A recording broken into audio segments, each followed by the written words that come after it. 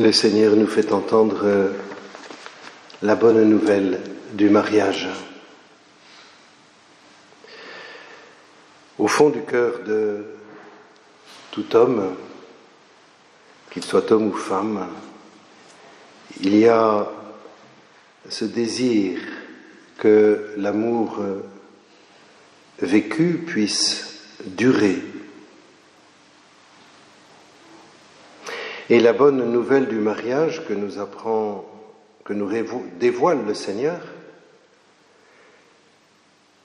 c'est que c'est précisément le dessein de Dieu et que c'est précisément ce dont Jésus est venu nous rendre capables. Nous l'avons entendu dans le second chapitre du livre de la Genèse, le plus ancien des deux récits de création. Dieu crée l'être humain. Adam, en hébreu, c'est l'être humain indifférencié. Nous en avons fait un prénom masculin, en français, c'est une erreur. Adam, c'est l'homme tiré de Adama, le terreux tiré de la terre, traduira Shuraki. Et cet être humain est seul au milieu de la création. Il n'y a rien qui lui corresponde et aucune des autres créatures ne correspond à l'homme. Et de ce premier être humain, Dieu tire deux êtres humains différents, l'être humain masculin, l'être humain féminin, avec cet émerveillement de l'homme devant la femme. Cette fois-ci, voilà l'os de mes os et la chair de ma chair. Un cri d'admiration, un cri d'émerveillement qui est à des années-lumière de la misogynie, à des années-lumière de ce qu'on appelle communément le machisme. Le chapitre 3 nous montrera comment la distorsion de la relation de l'homme et de la femme est une conséquence du péché. Il y a simplement deux êtres différents qui, chacun créé à l'image et ressemblance de Dieu, n'épuisent pas ni l'un ni l'autre l'image et ressemblance. Et voilà que l'Écriture nous révèle que cette distinction de l'homme et de la femme est en vue de l'union définitive d'un homme et d'une femme, d'un époux et d'une épouse. À cause de cela, à cause de cette distinction des deux sexes, l'homme quittera son père et sa mère, s'attachera à sa femme, et tous deux ne feront plus qu'un. Je regrette qu'on ne traduise pas littéralement ce que le grec a fait sur l'hébreu. Dans ces deux langues, l'expression est très belle. Elle dit « Ils seront deux vers une seule chair ». Et lorsque Jésus reprend cette parole dans l'évangile que nous avons entendu, on reprend exactement cette manière de dire. Ils seront deux vers une seule chair. Pourquoi j'insiste là-dessus, c'est que cela désigne un incessant mouvement. La grâce que Dieu donne, c'est de faire un. Mais cette grâce, il faut la vivre, la mettre en œuvre. Et le mariage n'est pas une unité acquise qu'il faut conserver, elle est une unité donnée qu'il faut construire. Et donc, le mariage est un incessant mouvement de l'un vers l'autre, une incessante construction de cette unité qui à la fois est donnée dans cet acte initial qui crée, à travers l'échange des consentements, qui crée cette unité, et en même temps, elle est une construction permanente. La difficulté que soulève l'Évangile, c'est que nous voyons bien que cette relation, cette construction de l'unité est difficile, et nous voyons bien un certain nombre de cas où elle semble devenir impossible au point que les époux se séparent. Est-il permis à un mari de renvoyer sa femme ? Et Jésus interroge sur la prescription de Moïse. Et Jésus fait bien la distinction entre ce que Dieu a voulu et ce que Moïse a permis. Moïse, dit Jésus, a permis la répudiation à condition de donner d'établir un acte de répudiation, c'est-à-dire qu'il y ait une formalisation de cela. Il dit c'est à cause de la dureté de vos cœurs. Le cœur dur, le cœur de pierre, c'est un cœur qui est devenu incapable d'aimer jusqu'au bout de l'amour. Et la bonne nouvelle de l'Évangile, c'est que précisément Jésus est venu pour que nous puissions être remplis de l'Esprit Saint qui transforme nos cœurs de pierre en cœurs de chair. C'est la dernière des 7 lectures de la Vigile pascale, au chapitre 36 d'Isaïe. J'enlèverai de votre pierre, de votre cœur, de votre chair, le cœur de pierre, je vous donnerai un cœur de chair, je mettrai en vous mon esprit, et vous vivrez. Si Jésus peut revenir au commencement de la création, en dénonçant la dureté de cœur, c'est parce que, par sa mort, sa résurrection, son ascension et le don de l'Esprit Saint à la Pentecôte, il va nous rendre capables d'aller jusqu'au bout de l'amour. Mais l'Évangile se poursuit avec cette histoire des petits-enfants. Celui qui n'accueille pas le royaume de Dieu à la manière d'un enfant n'y entrera pas.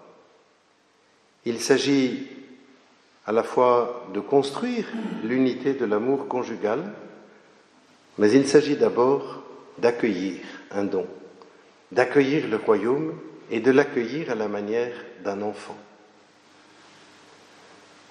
À la lumière de Sainte Thérèse de l'Enfant Jésus, si nous méditons un peu sur l'enfance, nous voyons bien que l'enfant, c'est celui qui n'a pas toutes les capacités. C'est celui qui fait confiance absolument dans ses parents et celui qui reçoit de ses parents ce dont il a besoin. L'enfant de Dieu fait une confiance absolue en Dieu. Nous savons bien comment confiance et amour, inscrits dans les vitraux de notre basilique, sont les 2 derniers mots du dernier manuscrit de Thérèse, le manuscrit C. Confiance et amour envers Dieu, confiance et amour envers Jésus d'abord, confiance et amour pour accueillir la grâce de vivre le royaume. Il s'agit de recevoir la grâce d'aimer. Mais de quoi parle-t-on quand on parle d'amour ? Spontanément, depuis bien des décennies, nous pensons que l'amour est le seul battement du cœur qui s'émerveille à la vue de l'être aimé. Mais le problème, c'est que l'être aimé est un pauvre pécheur qui est faillible. Le problème, c'est que moi-même, je suis un pauvre pécheur qui suis faillible. Et quand 2 pauvres pécheurs essaient de s'aimer, il est inévitable qu'ils se blessent l'un l'autre. Il est inévitable qu'ils se blessent l'un l'autre. Et l'engagement dans le mariage, comme dans toute amitié, c'est de consentir à l'avance à cette blessure en décidant que l'on trouvera les moyens de guérir ces blessures, de dépasser ces blessures, finalement de vivre dans la miséricorde. Thérèse de l'Enfant Jésus vit bien pire que le mariage. Parce que dans beaucoup de cas, les époux vivent un peu à distance l'un de l'autre. En tout cas dans nos sociétés, avec le travail professionnel, on se rencontre le soir, le week-end, voilà. Mais les carmélites, dans leur petit hectare, c'est 24 heures sur 24, il y a assurément les temps d'oraison, mais on fait oraison ensemble. Et nous savons comment Thérèse est exaspérée par un bruit de bouche de la carmélite qui est à côté d'elle. Il y a les temps de solitude, mais il y a aussi beaucoup de temps où l'on est ensemble. Comment est-ce que Thérèse s'en sort pour aimer ses sœurs? Elle le décrit très bien. Je vous relis des passages connus, mais cela fait du bien à chaque fois de les réentendre. Lorsqu'elle contemple le roi et la reine, le Christ et l'Église, elle voit qu'elle est comme un petit enfant, et ce petit enfant, il ne peut pas faire grand-chose, si ce n'est de jeter des fleurs devant le trône de Jésus. Et elle écrit, c'est au folio 4 du manuscrit A, « Oui, mon bien-aimé, voilà comment se consumera ma vie. Je n'ai d'autre moyen de te prouver mon amour que de jeter des fleurs, c'est-à-dire de ne laisser échapper aucun petit sacrifice, aucun regard, aucune parole, de profiter de toutes les plus petites choses et de les faire par amour. » Et si nous pensons dans le cadre du mariage à ce que cela signifie, nous voyons qu'il y a 10 000 occasions de manifester cet amour à Jésus et à son conjoint, comme Thérèse exprime cet amour à Jésus et à ses sœurs. Et elle continue, « Je veux souffrir par amour et même jouir par amour. Ainsi je jetterai des fleurs devant ton trône, je n'en rencontrerai pas une sans l'effeuiller pour toi, puis en jetant mes fleurs, je chanterai. Pourrait-on pleurer en faisant une aussi joyeuse action? Je chanterai, même lorsqu'il me faudra cueillir mes fleurs au milieu des épines. Et mon chant sera d'autant plus mélodieux que les épines seront longues et piquantes. Jésus, à quoi te serviront mes fleurs et mes chants? Ah, je le sais bien, cette pluie embaumée, ces pétales fragiles et sans aucune valeur, ces chants d'amour du plus petit des cœurs te charmeront. Oui, ces riens te feront plaisir. Ils feront sourire l'Église triomphante, elle recueillera mes fleurs effeuillées par amour, et les faisant passer par tes divines mains, ô Jésus, cette Église du ciel, voulant jouer avec son petit enfant, jettera elle aussi ses fleurs, ayant acquis par ton attouchement divin une valeur infinie, elle les jettera sur l'Église souffrante, afin d'en éteindre les flammes, elle les jettera sur l'Église combattante, afin de lui faire remporter la victoire. Ce que Thérèse comprend, c'est que ces tout petits actes de la vie quotidienne réalisés par amour pour Jésus reçoivent de Jésus à qui ils sont donnés une infinie puissance pour le salut du monde. Et qu'elle sait qu'à travers ces petits riens, Jésus donne sa puissance à lui, à ces petits riens, pas la puissance de Thérèse. Et si nous voulons un peu développer, plus loin dans son manuscrit, folio 74,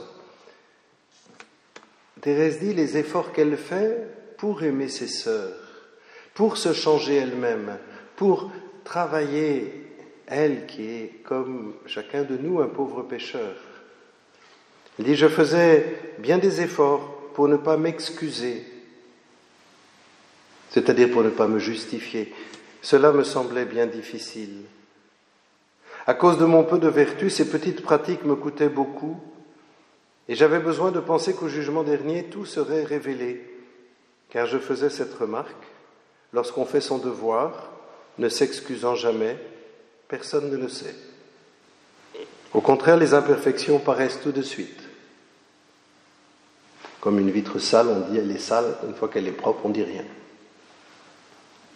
Je m'appliquais surtout à pratiquer les petites vertus, n'ayant pas la facilité d'en pratiquer de grandes. Ainsi, j'aimais à plier les manteaux oubliés par les sœurs et à leur rendre tous les petits services que je pouvais.